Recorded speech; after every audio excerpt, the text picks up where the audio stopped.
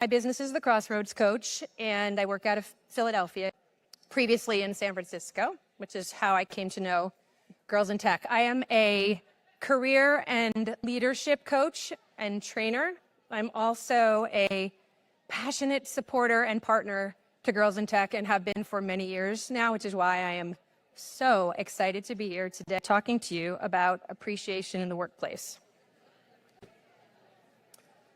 So I need a show of hands. This is going to be a workshop, okay? So a little bit interactive. I want to encourage you, if you don't have a notebook already open or your phone, to maybe, take some snapshots of what I put on the screen. I want to work this through with you together. So a show of hands. Raise your hand if you feel appreciated by the people that you work with. Hi.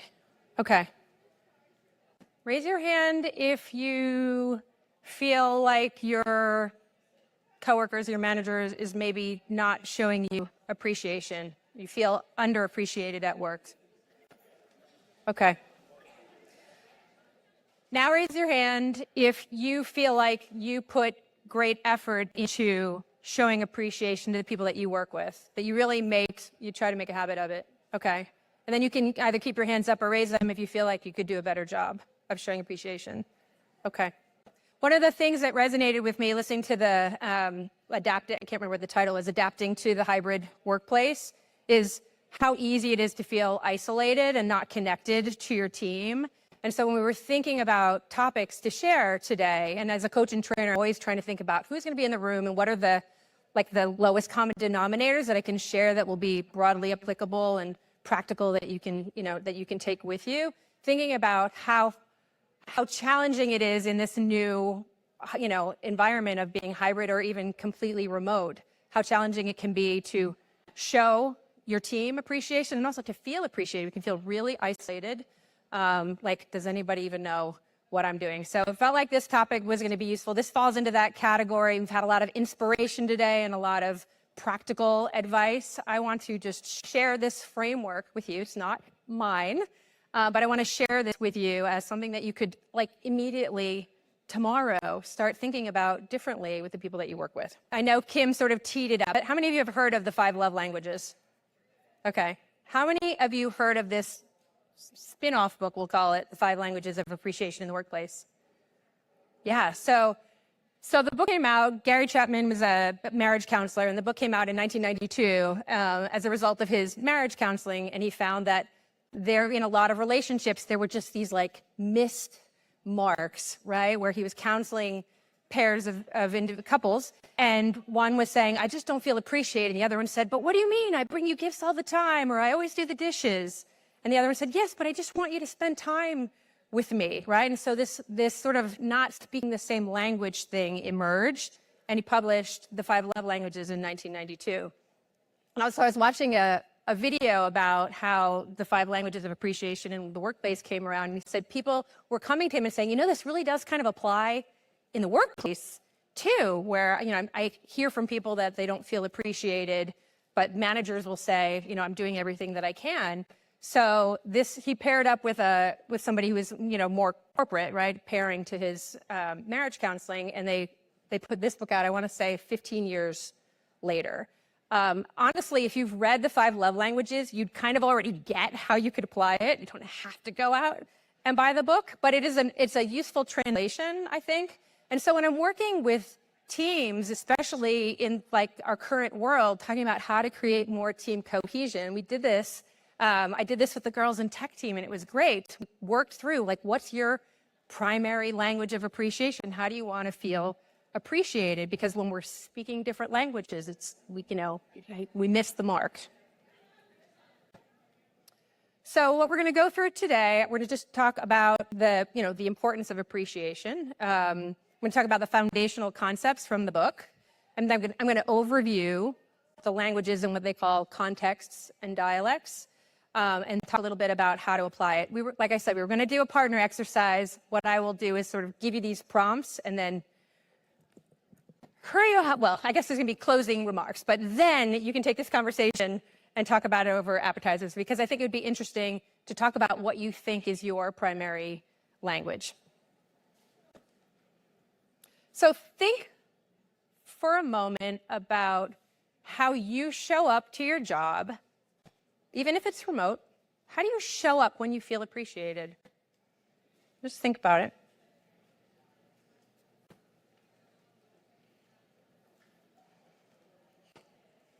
We show up, we're productive, right? We're satisfied, we're more committed to our team, we're ready to go the extra mile, and we're tapping to our potential, right? We gain some energy from that sense that we are valued. But now think, how do you show up when you don't feel appreciated?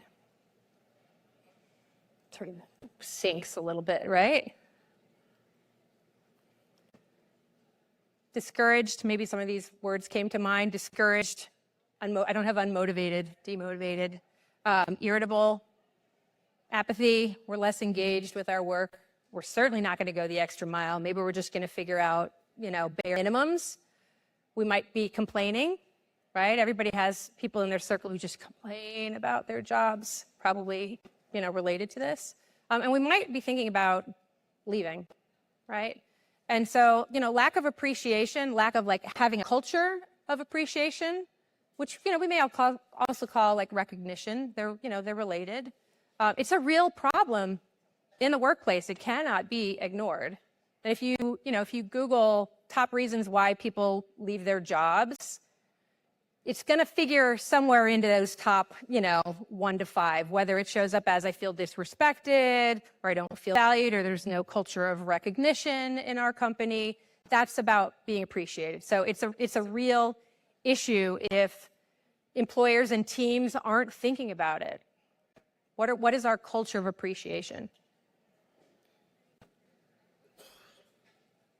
So the foundational concepts of the 5 languages are that we all need to feel appreciated.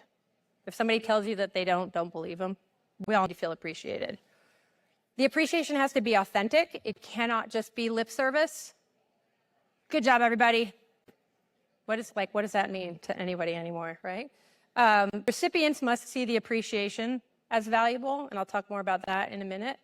And that lack of appreciation, leads to burnout, leads to turnover, reduced productivity. It's a real issue, okay? So that third point, recipients must see the appreciation as valuable. I can't stress that enough, and that's why there's so much miscommunication, that we each, like the 5 love languages, we each have different ways that we want to feel appreciated. And if someone is communicating appreciation in a different way, we won't receive it. They may as well be speaking a different language. So it really is, it can't just be, well, I'm a manager, I tell them I appreciate them all the time. We really have to think about, are we doing it authentically, and are we doing it in an individualized way that resonates with that individual, okay? So thus, speaking their language and not ours. And listen, it's a tendency that we have, right? Just like with the love languages, to love in the way that we want to be loved back, right? We say this all the time, treat others in the way that you want to be treated back. But the languages are different, and you'll see, and I'd love if you would talk later about maybe some examples of somebody, gave me a gift at the end of a big project, but it was a gift, right? Because maybe that doesn't resonate with you. So this is about speaking the language of the people that we want to show appreciation to, and not just speaking our own. So what I'm going to do is I'm going to walk you through the 5, and I want you to feel free if you want to snapshot. I've basically summarized each of the 5 languages. If you want to reference it later as you think about what your own is. The book is valuable. You can find Cliff Notes versions. Not that I'm not, recommending the book, but I think it's reason why we wanted to share it today is that actually the concepts really make sense. And once you start thinking about them, you don't necessarily need the book. There's an assessment actually that goes along with it too. And again, I think that we can kind of self-assess. And so what I want to do is talk you through these languages and get you thinking, wow, when did I feel, a strong sense of connection? When did I feel most excited and valued? What was happening in those moments? You can probably self-identify what your primary language is. So the first one is words of affirmation. And this one I think is the trickiest because there are a couple of different ways that words of affirmation are expressed. It all comes down to communicating a positive message, but the contexts change and the words change too, right? So you may not be someone who wants to receive an award on stage in front of your entire company, but that doesn't mean that words of affirmation isn't your primary language. Maybe you just want your manager to send you an email at the end of a project when you worked really hard and communicate something to you about, about that success. So it can be one-on-one words and feedback. It can be in a small group. It can be in a larger setting, or it can be written. Okay, and so we call those contexts. This is sort of the manner of delivery of the language, of the message. And then there's what do we say? And I think this is where the biggest miss can happen is good job, great work, which just feels like, somebody checked the box and told us we did a good job, now on to the next project. This is where we can all get it wrong. I say great work to my kids all the time. I need to think about that. Good job, great work. But how about, I know how much this project meant to you. I know how meaningful that group of clients is to you. I know how hard you've been trying to win that account, right? And so this success is particularly meaningful.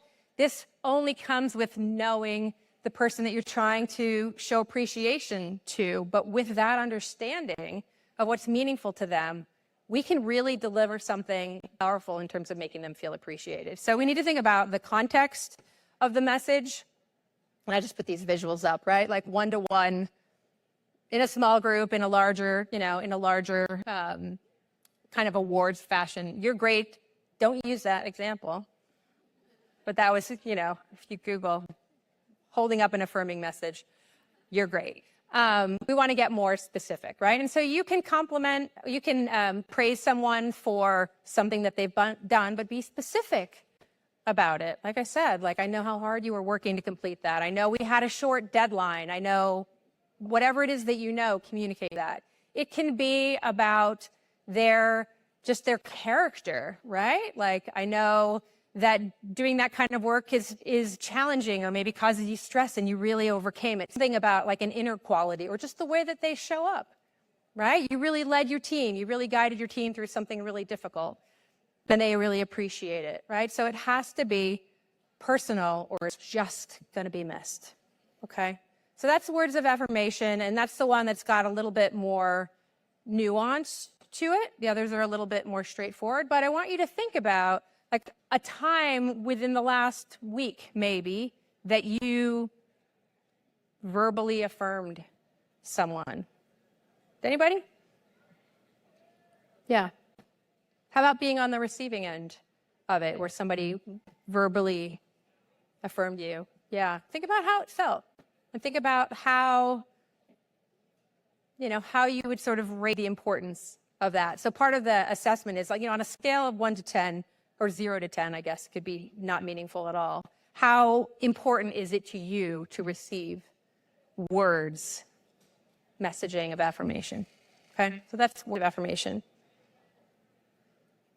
So the second one is quality time, a little bit nuanced too, but it's really about attention. And so I was sharing an example when I was talking about this earlier with someone about a missed mark, where and this will actually tie in better when we talk about tangible gifts. But I have a client whose manager signed up the whole team for coaching. Gift to you all. Here's a coach that you can work with, and I happen to be that coach.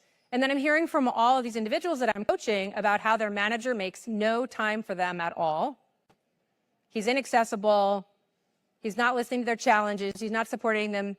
He's not advocating for them, right? Because some of them are seeking promotion. Think about that missed mark where you might, talk to this manager and he says, but I put budget towards coaching for the whole team. And they're like, yeah, but you don't spend any time listening to us, showing us that you care about the work that we're doing. Okay, so that's an example of a missed mark, right? And quality time can look different. It can be just making sure that at the beginning of a conversation that's going to be a status call, checking in. How are things? How are things on the home front? I have a client who said that in 4 years of working with his manager never asked about his kid. That's like that. He can't forget that. That's going to be a reason that he walks out the door for a manager, for a situation that shows a little bit more heart. Never ask about my kid. We have to think about what's meaningful. Take the time. If it's quality time, spend a little extra time. I know it's all business, and especially with Zoom calls, right? We just jump in, go through the content, jump back out again. We have to make time in this virtual world to still get to know people. So the tricky thing about quality time is that we don't have enough time. And so we think it's wasted time when we're, making small talks. And then when we do work together, the whole let's go out, why don't we all go grab a bite? This is, this could be a manager saying, hey, let's spend some quality time together. And, hey, I got to get home and walk my dog, or I'm taking care of somebody at home. And so while I offered quality time, we need to come up with a different form, right? Doesn't mean quality time isn't important to that person. It might need to take a different form of something that you do during the workday, or just a call, check-in that isn't all business. So think about, for you, so I want to talk you through these and get you thinking about what really resonates with you. Think about how important it is to you to receive quality time from manager or from coworkers. And I will say it's different, right? We want different things in different relationships. So something you may feel more strongly, I want more of that attention and quality time with my manager, but I'm not worried about that so much with my coworker, and that's okay. But you still have some sort of primary, if you're thinking about your manager, you have a primary language that you want to see nourished in that relationship. So think about how important it is for you to receive quality time. Think about, when you have free time with work colleagues, do you inquire about their personal interests? Do you take the time? Have you had a quality conversation with a coworker in the last week? And think about where maybe that would be meaningful. Acts of service, pretty straightforward. When somebody shows up and says, I have 10 minutes of time, how can I help you? That's an act of service.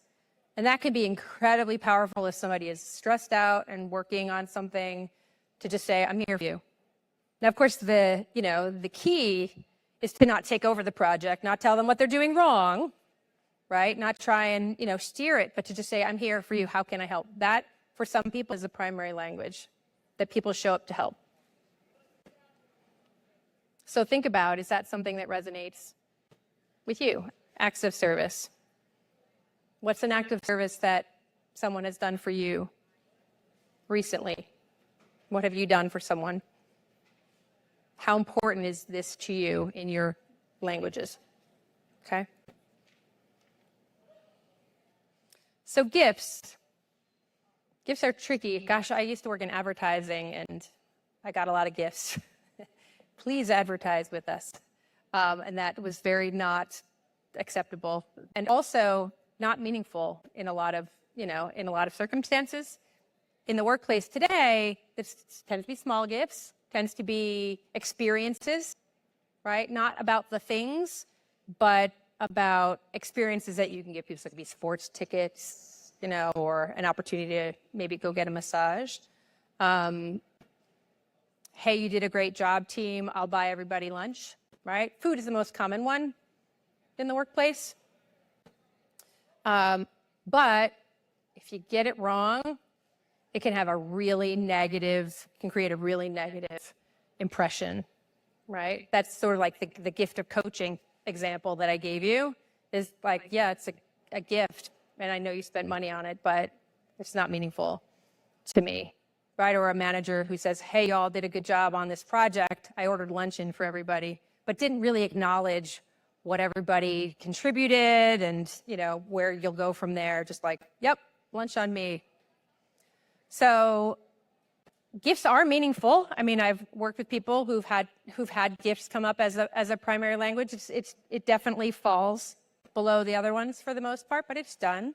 And there are people who really appreciate, you brought me a coffee to my desk because you just happened to be out. I mean, that can make somebody's day. Knowing what their Starbucks order is and getting it right and leaving it on their desk. Okay, so that's tangible gifts. But it takes, in all cases here, it takes knowing the individuals, right? Taking the time. So I think it kind of starts quality time, whether that's their primary language or not. We have to put the attention on others to learn about what matters to them, okay? So the last one makes more sense in the 5 love languages and less in the workplace. But if I didn't mention it, some of you would ask, well, what about physical touch in the workplace? And there, there is a form of it, right? Like we definitely know those high five people. I guess we're fist bumps now. But, and I don't know what are you doing through your screens? Because you high five or camera. So it's a use with caution, right? It's generally, actually, I think they even kept it out of the assessment. Like they didn't even include it for the 5 languages of work appreciation. But it just deserves acknowledging that there are people who like a pat on the back, like a high five, like a fist bump. But you take the cue from people where, those people who are fist bumping are the ones who want it back. And if they're not, they're probably not fist bumpers. Don't bump them. So use it with caution. So what do you do with this information?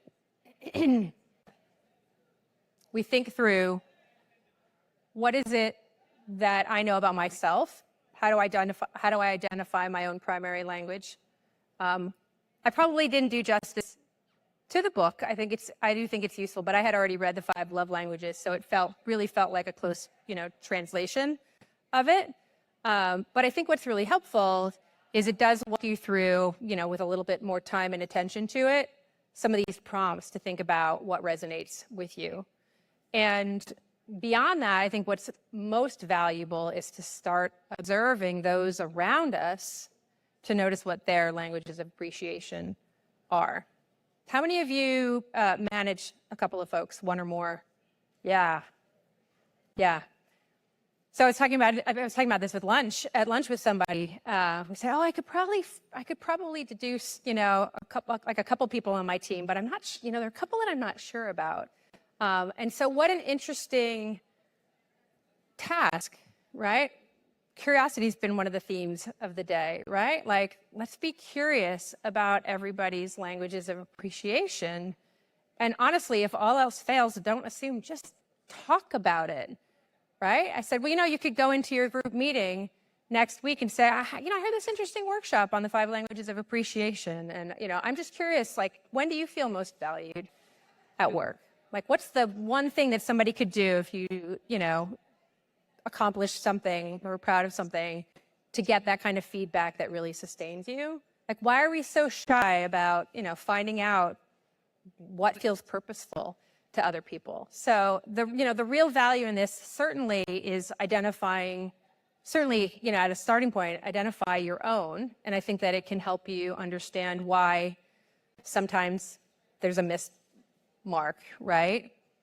And, and in the example of that client whose manager got them all coaching, we talked about it. Like, so, if you use this framework of the 5 languages, you can get how he thinks that he's doing something really valuable and he just doesn't get it, right? And so the conversation doesn't only have to happen in that one direction from manager to the team, but you with a manager, we all have managers, could say, hey, this is something interesting that, that I learned about, that I you got us coaching. And actually she did in her next feedback meeting. She said, I really appreciate the coaching. And this is the value of coaching, was that she went back and had that conversation with him. But she said, but you're not accessible to me. So you could throw all the coaching at it in the world, and it's not going to make a difference if I can't access you and talk about these things and feel like you're an advocate. Right? So this is, with all things that I talk about and train around in coaching, it's like, here's a framework that I want to offer you that may be useful in your situation. It gives you a language to talk about it, to bring it up, to improve a situation where people are maybe missing the mark, where your very best intention is to show appreciation, but you still feel like you have an agitated employee. Let's find out why. Okay, so putting this into action starts with identifying your primary language, observing or talking with your coworkers to understand theirs, identifying blind spots. What's meant by identifying blind spots is that the language that is least meaningful to you is going to be the one that's hardest to demonstrate to someone else, right? So if you're an acts of service person and you're like, if you want to show me value, just like step up to help. But the person on the receiving end is quality time, and you're just in this mode of I just want to help you out. We really have to think, like, how do I speak the language of quality time? You might be that person who's all business, jumps to it, gets right to the work, and you have to. I coach someone through this. She's like, I just want to get to it. Nobody has enough time. I hate chit chat. I hate small talk. But everybody she's working with is remote. And so it started with, I have to work harder. Okay, I'm going to take 5 minutes at the beginning. This is the blind spot. I have to take 5 minutes. Just going to ask how the weekend was. It's hard. It was like, I could tell it was really painful for her. But like a week or two in, she said, okay, so it's really making a difference. Like I could tell how the conversation warmed up. And I could tell how this person really appreciated it. And so that's the blind spot, is it can be really hard to speak another language, but the benefits are there. You can see it because it may light someone up. So finally, this, creating action plans. Sounds silly, like to create an appreciation action plan. But you may be aware right now of some employees. I mean, there's so much going on. It's hard to diagnose why someone might be frustrated. So many reasons to be frustrated. But you have an opportunity to make an effort here to, at a minimum, show, I don't know what else is going on, but I can make sure that you know how appreciated you are. And so there's a little bit of an action plan that you can create. Okay, if I think that this person's language of appreciation is words of affirmation, maybe I'll write them a quick note at the end of the week and, just let them know, right? Or that, grab that cup of coffee when you're coming from Starbucks. To just be intentional about it. And then like all things, working out, stop biting your nails. It's hard in the beginning, and then it becomes a habit. Okay? And I think most importantly, we have to remember the appreciation has to be genuine, has to be authentic, and it has to be regular, right? It can't just be sort of scattershot. And this is how we begin to create a culture of appreciation and not just, showing appreciation in a moment. And I'll take questions in a minute. So what we were going to do is a partner exercise. But like I said, I'm not going to stand in the way of cocktails and appetizers. I want mine too. If you're up for it, when you're chatting with people, if you found this interesting and something that you want to apply, just take a moment and ask whomever, somebody that you came with, or somebody who ends up at your what are they called? The high boy? What's that table called? It's your high boy. Is it called a high? What's a high boy? The something boy. I don't know. I'm not from here. I don't know. Share, hey, what do you think was your primary language? Just curious. And how did you know? Maybe there's an example of when somebody just nailed it. You're like, I forgot how good this feels. As a coach, for me, I think I'm a toss-up between quality time. I think in my personal relationship, I'm quality time, and I want to be heard, probably because I listen to people all day as a coach. But in my work as a coach, I think I'm words of affirmation.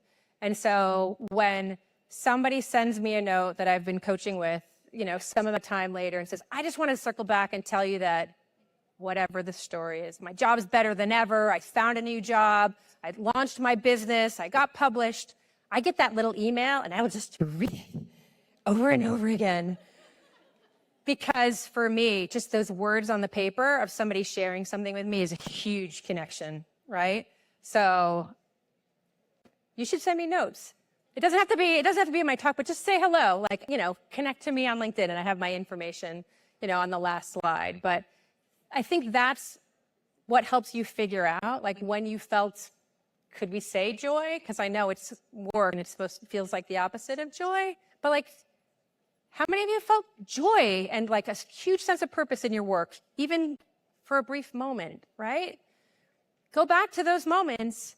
And I think that's what helps you understand, like, when do you feel connected? It's something to do with feeling, purpose, and that there was some feedback loop that you were right where you were supposed to be. So I think that's part of how we figure out our language. Okay.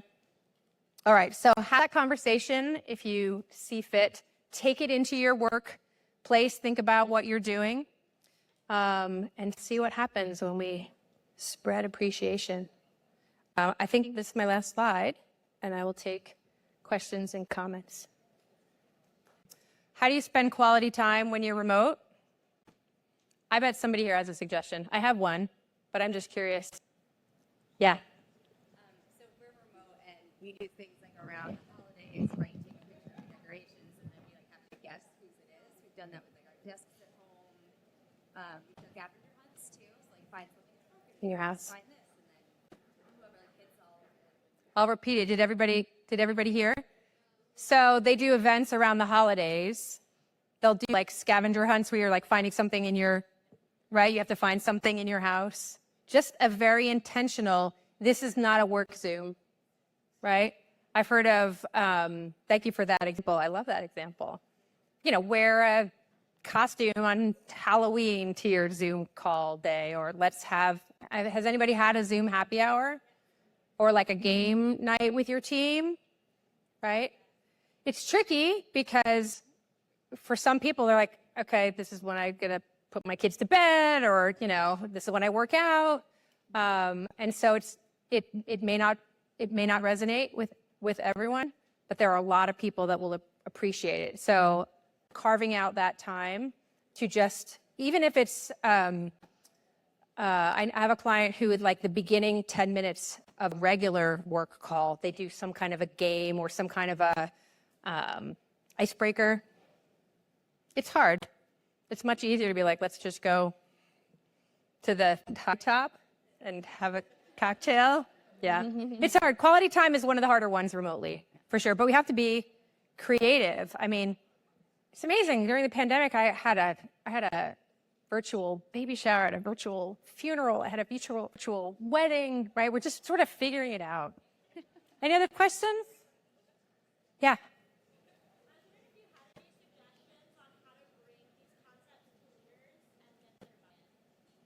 So she asked how to bring this to leaders and get their buy-in. Yeah, it's hard. So there's a whole section in the book that's about how do you, sure, I'm on board, but how do I bring a group on board?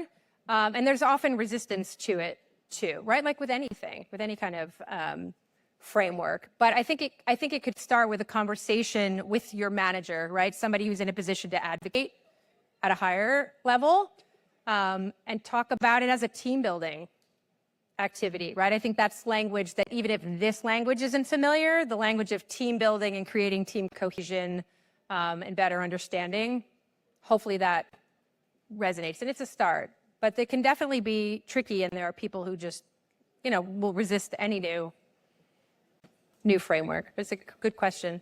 Make them think it's their idea. What's that? Make them think it's their idea. Make them think it's their idea.